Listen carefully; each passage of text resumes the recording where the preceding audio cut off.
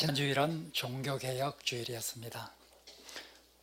종교개혁 주일을 맞이하면 우리는 하나님의 은혜에 대해서 생각을 하게 됩니다. 개혁자들이 그렇게도 강조했던 것은 성경에 나오는 하나님의 은혜였습니다. 특별히 성경에서 하나님의 은혜를 깊이 체험하고 하나님의 말씀을 전한 사람이 있습니다. 그는 바울이었습니다. 신약 성경에 은혜라고 하는 말이 약 150회 정도 나옵니다. 그런데 그 중에 약 3분의 2가 바울 서신에 나오고 있습니다.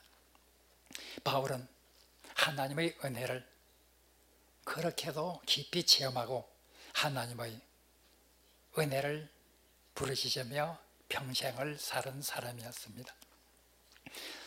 바울은 하나님의 은혜를 말할 때 이것은 거저 주시는 하나님의 선물이었음을 강조를 합니다. 이 하나님의 은혜는 우리가 어떤 하나님 앞에 그 은혜를 받을 자격이 있기 때문이 아니라 하나님과 원수되었던 타락한 죄인의 상태에서도 하나님께서 우리에게 거저 주시는 선물로서 베풀어 주셨다 하는 것을 계속적으로 강조를 합니다.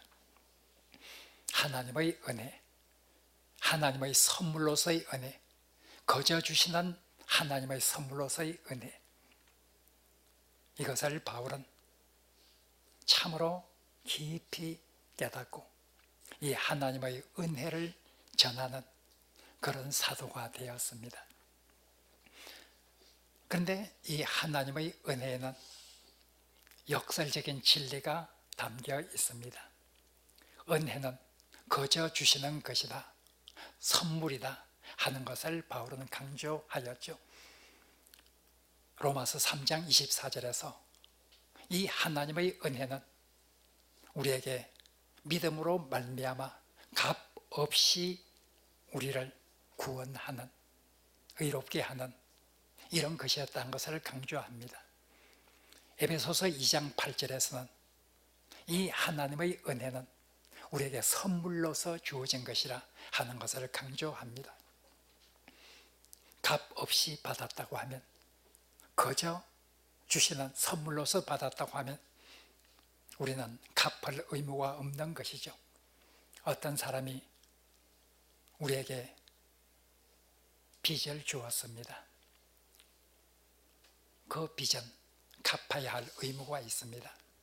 어떤 사람이 우리에게 거저 선물로 우리에게 큰 돈을 주었습니다.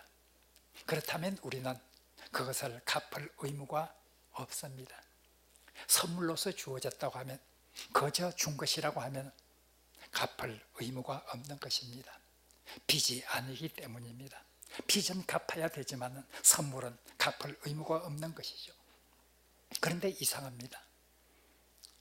빚을 그렇게, 선물임을 그렇게 강조했던 바울은 자신이 하나님 앞에 빚진 자라, 빚진 자의 이런 모습으로 평생을 살아갑니다.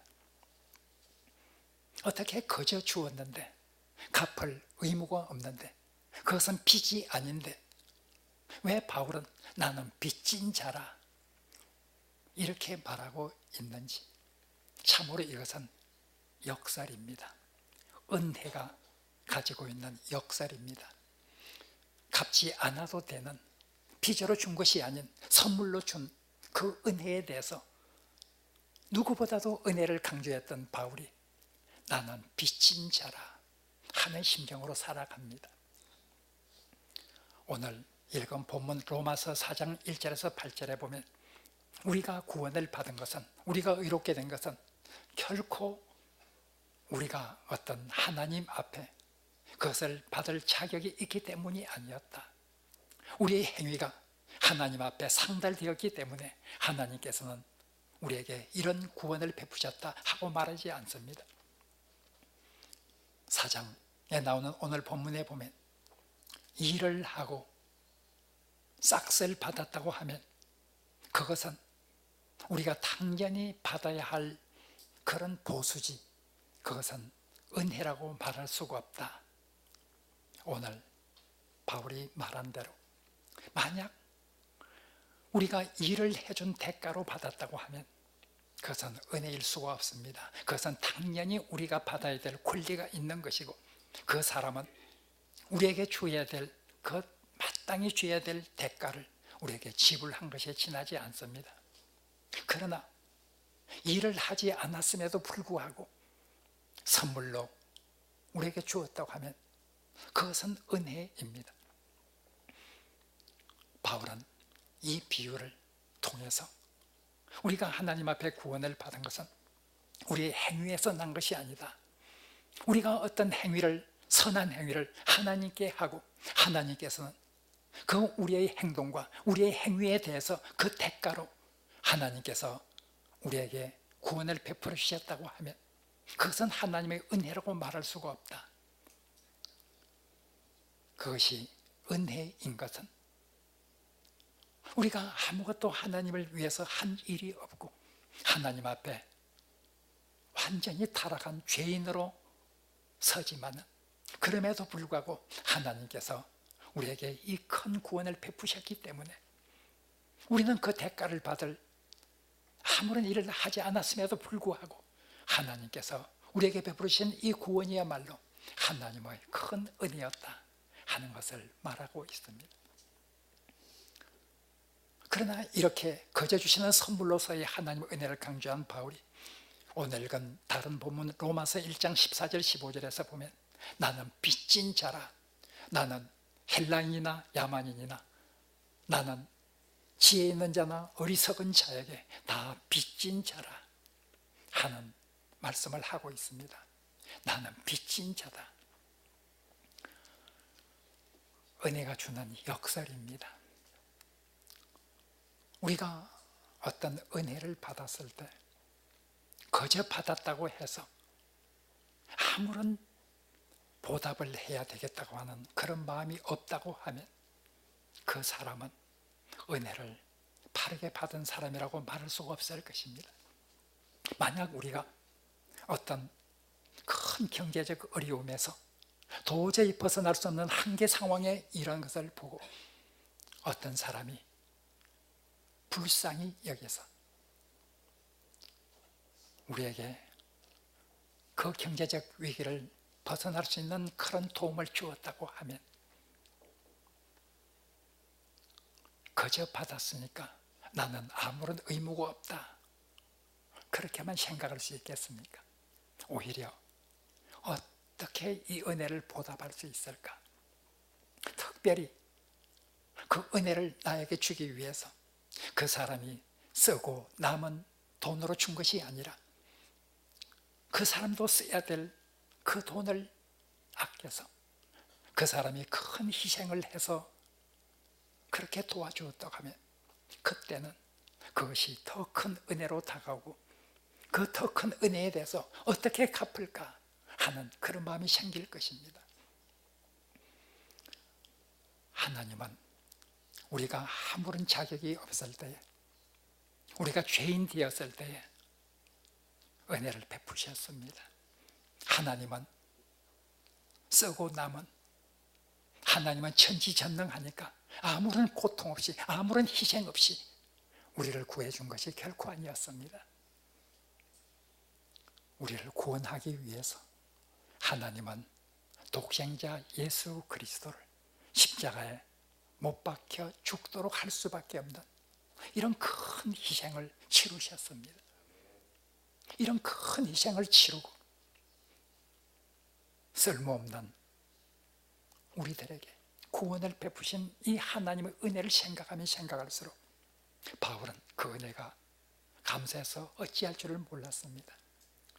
나는 죄인의 괴수 같은 그런 존재인데 이 같은 나에게 이런 하나님의 희생을 통한 구원이 왔다고 하는 것, 얼마나 감사했는지 모릅니다. 이것은 바울을 빚진 자의 심령으로 만들었습니다. 내가 이 은혜를 어떻게 보답할까 하는 그 심정이 바울의 일생을 넘쳐 흘렀습니다. 나는 빚진 자라. 바로 은혜의 역설인, 은혜가 주는, 거저 주는 선물이 우리에게 안겨다 준 그 빛, 이 빛을 우리는 얼마나 깊이 체험하고 있는가 하는 것을 하나님께서 오늘 우리에게 묻고 있습니다. 우리는 다 여기에 모여서 한 공동체로서 예배를 드립니다. 그러나 여기에 있는 사람 한 사람은 하나님 앞에 얼마나 빚을 진 사람으로서의 체험을 하고 이곳에 있는가 하는 것은 각자에 따라서 다 다를 수밖에 없을 것입니다. 누가복음 7장에서 한 여인이 예수님께 향유를 부을 때 그것을 못마땅하게 생각하던 시몬이라는 사람에게 예수님께서 물었습니다. 두 사람이 있어서 한 사람은 500데나리온 빚을 지고 한 사람은 50데나리온 빚을 졌다. 그 사람이 갚을 능력이 없어서 둘 다 탕감해 주었다. 그렇다고 하면 이 둘 중에 누가 더 감사하겠는가? 많이 탕감받은 자가 더 많이 감사하고 더 많이 사랑하게 됩니다. 오늘 여기 앉은 우리들 중에서 예수님께서 우리에게 주신 그 구원의 은혜, 하나님께서 우리에게 베푸신 그 은혜에 대해서 어떤 사람은 50데나리온에 해당하는 그런 은혜를 생각할 것입니다. 어떤 사람은 500데나리온에 해당하는 그런 빚을 느끼게 될 것입니다. 어떤 사람은 1만 달란트가 되는 이 빚을 탕감받은 자로서 느끼게 되고 이 자리에 있을 것입니다. 우리는 얼마나 큰 빚을 진 자로서 이곳에 앉아 있는가? 우리가 깊이 생각해 보아야 합니다. 나는 얼마나 크게 하나님의 은혜를 체험하고 있는가? 은혜가 주는 빚진 자로서의 심정, 이것을 오늘 본문은 우리들에게 생각해 보기를 간절히 권하고 있습니다. 그런데 빚진 자의 심정으로서 바울이 보답하는 길은 그는 스스로 종이 되는 것이었습니다. 은혜가 주는 결과는 스스로 종이 된 것이었습니다. 이상합니다. 왜냐하면 은혜는 우리를 자유롭게 하였습니다. 우리를 해방시키는 것이 은혜였습니다. 예수님께서 누가복음 4장에 보면 나사렛 회당에서 처음 설교를 하게 됩니다. 그 첫 설교의 주제는 바로 예수님께서 이 땅에 오신 것은 자유롭게 하기 위해서, 포로된 자에게 자유를 주기 위해서 모든 종들이 은혜의 해 신년을 맞이해서 그 종의 신분에서 해방되도록 하기 위해서 하나님께서는 내게 성령으로 기름을 부으시고 나를 가난한 사람들에게 보내주셨다. 이것이 예수 그리스도의 나사렛 회당에서 첫 설교였습니다. 해방하기 위해서, 자유를 주기 위해서 내가 이 땅에 왔다 하는 것입니다. 요한복음 8장 32절에서 예수님께서 말씀하셨습니다. 진리를 알지니 진리가 너희를 자유케 하리라 말씀하셨습니다. 바울도 말했습니다. 갈라디아서 5장 1절에서 말했습니다. 그리스도께서 너희를 자유롭게 하려고 자유를 주셨으니 그러므로 굳건히 서서 다시는 종의 멍에를 매지 말라. 그리스도께서 우리를 자유롭게 하기 위해서, 해방시키기 위해서 우리에게 자유를 주셨는데 다시는 종의 멍에를 매지 말라 말했습니다. 그런데 이상합니다. 이 하나님의 은혜의 결과가 우리에게 준 해방과 자유인데 바울은 자유인이 되어서 스스로 종이 또다시 되기로 작정을 합니다. 로마서 1장 1절에서 바울은 자기 자신을 가리켜 말합니다. 나는 예수 그리스도의 종이라. 계속적으로 바울은 나는 그리스도의 종이라, 나는 하나님의 종이라, 나는 예수님의 종이라. 계속해서 바울은 말합니다. 하나님께서 자유를 주시기 위해서 종의 신분에서 벗어나서 자유인으로 삼아주셨는데 이제는 바울은 스스로 종이 된 자유인이 되었습니다. 은혜의 역설입니다. 은혜의 결과는 우리에게 자유를 주셨지만 바울은 자유인이 되어서 스스로 종이 되기로 다짐을 하였습니다. 우리는 구속이란 말을 많이 씁니다. 개역 성경에서는 구속이란 말로 번역이 되었고 우리가 지금 읽고 있는 개역 개정에서는 속량이란 말로 바꾸어 번역을 하였습니다. 이 구속이나 속량이라는 이 헬라 단어는 아폴리트로시스라고 하는 이 단어입니다. 이 단어는 원래 노예 시장에서 쓰는 용어였습니다. 이 단어는 한 노예가 너무나 불쌍해서 어떤 사람이 그 노예의 몸값을 주인에게 지불하고 그 노예를 해방을 시킬 때 쓰는 용어가 아폴리트로시스 하는 이런 단어입니다. 우리는 분명히 노예의 신분에서 해방이 되었습니다. 그리스도의 보혈의 피로 해방이 되었습니다. 그런데 바울은 이 해방된 자로서 나는 그리스도의 종이 되겠다. 스스로 종이 된 자유인입니다. 우리는 바로 이 하나님의 은혜를 어떻게 갚을 수 있을까? 빚진 자의 심정을 가진 바울이 하나님을 향해서, 예수 그리스도를 향해서 나는 당신의 종으로 살겠습니다 스스로 다짐하는 이런 모습을 보면서 바울의 빚진 자의 심정은 바울은 은혜를 결코 헛되이 받지 않았다 하는 것을 깨닫게 됩니다. 그저 받았다고 해서, 선물로 받았다고 해서 그 종의 신분에서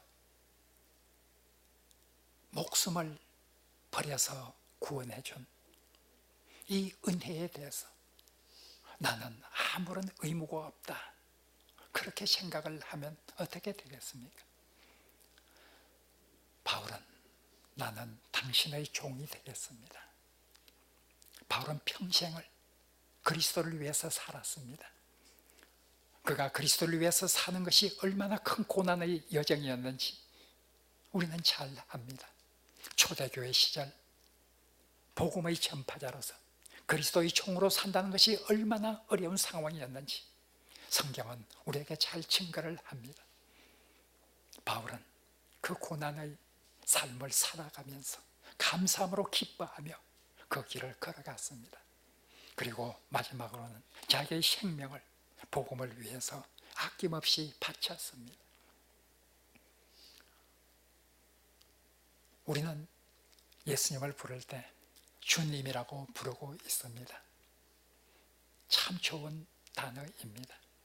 주여, 주여 하고 부르고 있습니다. 우리가 예수 그리스도를 주님이라고 부르는 이 말에는 우리는 당신의 종입니다 하는 고백이 담겨 있는 말입니다.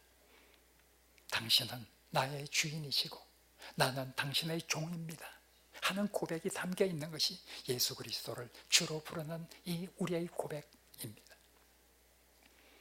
우리는 정말 은혜에 감사해서 바울처럼 빚진 자의 심정이 되어서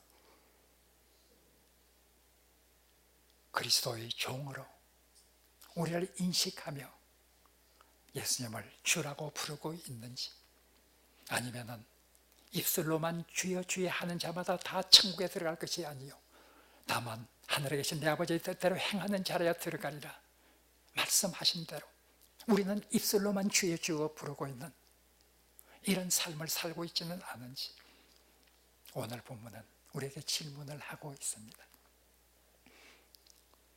은혜가 주는 빛, 그 빚진 자의 심정이 스스로 종이 되고자 하는 이런 결단을 내리게 되는 이런 바울의 모습을 우리는 생각하게 됩니다. 이런 종의 모습은 하나님을 향해서만 끝나는 것이 아닙니다. 이 종의 모습은 우리의 이웃을 향해서도 종의 모습을 가지고 나아가게 된다는 것을 성경은 말하고 있습니다. 바울은 오늘 나는 헬라인이나 야만인이나 지혜 있는 자나 어리석은 자에게 다 빚진 자다. 바울은 하나님께 빚진 자였는데 하나님 앞에서 빚진 자로서 그 은혜를 갖기 위해서 하나님의 종, 그리스도의 종이 됐으면 그만이지 왜 이웃의 종이 되어야만 했는가? 바울은 거기에 대해서 다음과 같이 말한 적이 있습니다. 우리의 이웃은 하나님께서 얼마나 사랑하시는 사람들인지 그들을 위해서 독생자 예수 그리스도를 보내서 죽게 만드신 그 하나님의 사랑의 대상들이 우리의 이웃들이다. 우리의 이웃들도 우리와 똑같이 하나님께서 그들을 구원하시기 위해서 십자가에 못 박혀 죽도록 그 아들을 보내신 그 사랑의 대상이라는 것을 기억하라고 이렇게 말하고 있습니다. 우리가 어떤 사람이 큰 은혜를 베풀어서 그 사람을 어떻게 은혜를 보답할고 생각할 것입니다. 그렇다고 하면 그 사람의 자녀들을 볼 때도 사랑하게 됩니다. 나에게 큰 은혜를 베푸신 그 사람의 자녀들을 볼 때도 그들을 위해서 내가 잘해 주어야 되겠다, 이런 생각을 하게 되는 것입니다.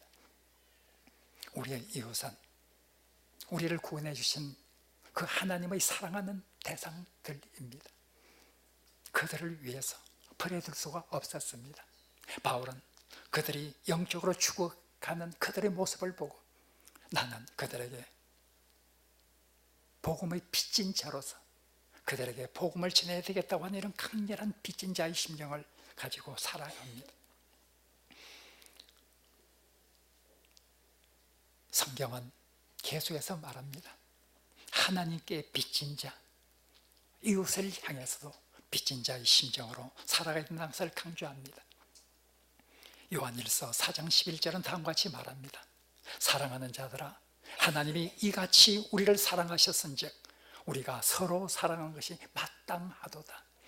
하나님이 우리를 사랑하셨는데 우리가 하나님을 사랑하는 것이 마땅하도다, 이렇게 말하지 않고 하나님이 우리를 이같이 사랑하셨은즉 우리도 서로 사랑하는 것이 마땅하도다 하고 말하고 있습니다. 이웃을 향해서 종의 모습으로 살아갑니다. 갈라디아서 5장 1절에서 바울은 그리스도께서 우리를 자유롭게 하려고 자유를 주셨으니 다시는 종의 멍에를 매지 말라고 말한 이 바울이 바로 조금 후에 5장 13절에서 너희들은 서로 사랑 가운데서 종노릇하라, 서로 종노릇하라, 서로 종이 되어라 하고 말하고 있습니다. 예수님께서 이미 말씀하셨습니다. 나를 따르는 자, 나를 따르는 자는 다른 사람들 위에 군림하는 자가 아니라 다른 사람들을 섬기는 자가 되어야 된다. 계속해서 예수님께서 말씀하셨습니다. 섬기다라고 하는 이 단어는 헬라어 듀로라고 하는 단어로서 종이 된다는 뜻입니다. 다른 사람의 종이 되어야 된다. 하나님의 은혜를 경험하는 자, 하나님의 종, 그리스도의 종이 될 뿐만 아니라 스스로 이웃의 종이 되어서 이웃을 섬기는 삶을 살아야 된다 하고 말씀하고 있습니다. 사랑하는 성도 여러분, 종교개혁자들은 그렇게도 하나님의 은혜를 강조하였습니다. 우리가 종교개혁 501주년을 맞이하는 올해 우리가 하나님의 은혜에 대해서 다시 생각해 보아야 합니다. 나는 하나님의 은혜를 얼마나 깊이 체험하고 있는가? 하나님의 은혜가 주는 그 빚진 자로의 심정을 나는 얼마나 깊이 가지고 있는가? 하나님의 은혜가 준 그 자유를 가지고 그 자유를 육체의 기회로 삼을 것이 아니라 스스로 그리스도의 종이 되고 이웃의 종이 되기를 다짐하는 우리의 모습은 얼마나 하나님 앞에서 확실하게 서 있는가 하는 것을 생각해 보아야만 합니다. 오늘도 이 놀라운 하나님 은혜를 생각하면서 빚진 자의 심정으로서 이 은혜를 어떻게 보답할고 하는 심정으로 살아가는 귀한 하늘의 백성이 되기를 간절히 바랍니다.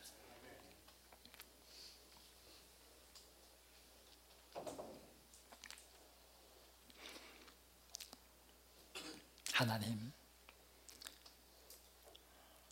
우리에게 주신 그 놀라운 은혜를 기억하면서 우리가 빚진 자의 심정으로 이 세상을 살아나갈 수 있도록 주님 우리에게 놀라운 하늘의 은혜를 베풀어 주옵소서. 너희는 하나님의 은혜를 헛되이 받지 말라고 하는 귀한 말씀을 우리가 늘 기억할 수 있게 하여 주옵소서. 예수님 이름으로 기도합니다. 아멘.